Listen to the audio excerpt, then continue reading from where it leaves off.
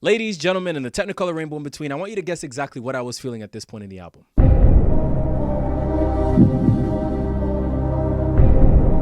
Hey yo, you see it behind me. You know what we're about to get into. So last week Friday, this past Valentine's Day, Drake and Party Next Door dropped their long-awaited collaboration album. Months after he announced it in the midst of, well, you know what happened last year. It's finally out, and I have some thoughts. Now let me preface this by saying that contrary to what you may think while watching this video, and if you've watched any of my old videos, I'm a Drake fan. I've always been a Drake fan. As a matter of fact, I was a fan of Drake before I ever became a fan of Kendrick as well. Emphasis on as well, because I don't know if many of you guys know this, but you can be a fan of both. But what many of you also don't know is that you can still be a fan of someone even if you don't like everything that they do. What a wild concept. So with that being said, I'm just gonna go track by track and give you some quick thoughts about each one. Starting with track 1, CN Tower. Now, while I did like this song initially, there's still things about this song that hold me back from loving it all the way. I like the fact that it's named after the CN Tower in Toronto, which is on theme with how the cover art is Party and Drake in front of the Monroe Towers in Mississauga. But this sort of gave me a false sense of the album sort of being like a love letter or an homage or ode to the GTA, Greater Toronto Area. And in some respects it is, but later on in the album, you'll see that he doesn't consistently commit to that. But it's your typical Drake song where he's talking to some girl about how things went wrong for some non-specific reason. The hook even sounds like him stringing together thoughts that just come to his mind, hoping that they connect, but they just sound corny as hell. The city is pretty when it's dead, just like a flower.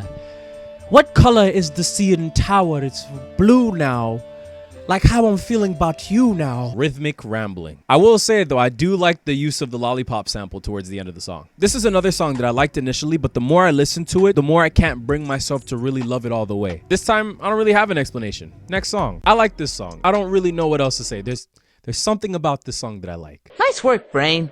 You're welcome. What Drake expresses on this song, we've all been there. It's the end of the day and you just want that one person to come over, spend some time with you, vent to you about their day. I love the part where he goes, she asked me what do I like about her and I said how long you want to stay in this kitchen. We've all been there. Crying in Chanel, more like sleeping in Chanel. What do you mean by that? Snooze. I have a lot of thoughts about this song. Initially, I loved this song. I especially love the fact that he sampled one of his older songs. I love that he sampled The Real Her, much better song that he's done in the past. It really was almost like a reminder of how great Drake really is, how great Drake truly was at one point. But then I went back and listened to The Real Her and I realized this song is supposed to be a sequel to that. Hence why the song is sampled here. That's why I should have stopped thinking, because that's where this song kind of falls apart for me. Because in The Real Her, he's talking to the stripper and telling her that he can save her. He's practically convincing her that he can save her. But in this sequel song, he's saying that this girl who I assume that he's having relations with, and I'm assuming is the same girl from The Real Her, wants him to save her, but he knows that he can't. So if I'm right in my assumption that this song is a sequel to The Real Her and the girl in both those songs are the same, you practically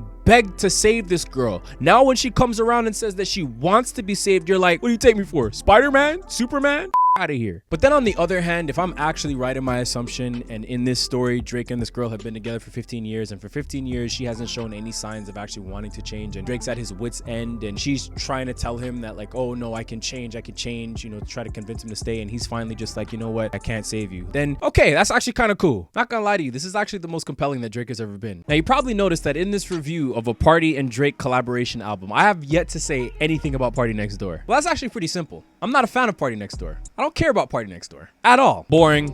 Next track. I don't know who this Pim is, but this is actually kind of cool. I like this. Fire track. Fire track. No words, just fire track. Lava track.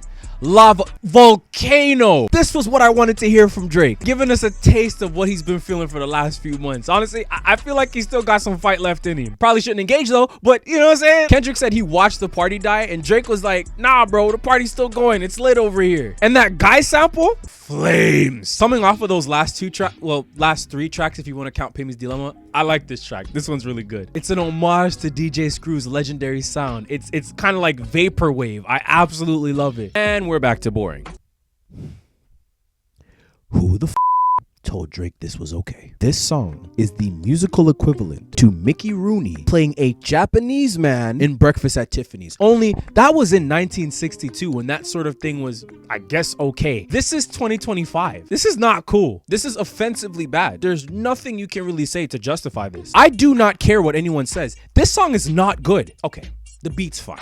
I'll give you that. The beat's fine. Yeah, it does sound like somebody made it on a Nokia, but still, Drake does not sound good on this song. His voice does not match the energy that this song is trying to give. It's not good. And who told Drake that he could make indie pop music? You know what this sounds like? This sounds like someone took an indie pop song and threw an AI Drake voice filter on it. And again, just like Nokia, Drake's voice does not have the energy for this kind of song. How am I the only one who sees this? This title is hilarious because I'm sure somebody loves this song. It's just not me.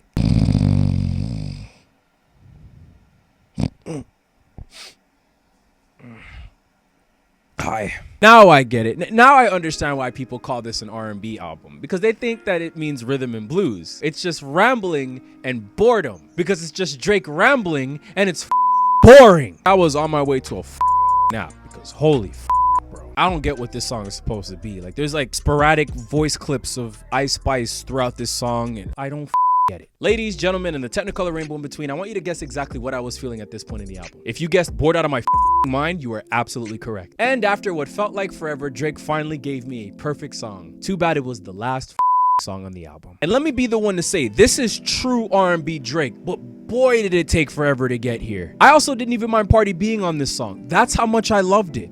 But overall, this album is way too long. It's 21 tracks, majority of it was boring, some of it was bad. And yeah, let's talk about it. This being his official project post what happened last summer with him and Kendrick, this is not his best output. I understand the intention behind it, if there ever truly was one, but for an album called Some Sexy Songs for You, these songs are not sexy. And it's not one of those situations where over time it's gonna age a little better. People said the same thing about Scorpion. That's still his bottom 2 worst album. Like I said earlier, I'm a fan of Drake, and as a fan of Drake, I know what to expect when I'm listening to Drake. I go to Drake for a specific type of listening experience. All I ever ask is that when Drake does his usual Drake-isms, at least make it sound interesting. But he didn't do it this time. He made them sound boring. If you like this album or you liked any of these songs, that's good for you. I'm not going to tell you that you're wrong. But I'm not wrong as a fan when I say that this album, for me, fell short of the mark.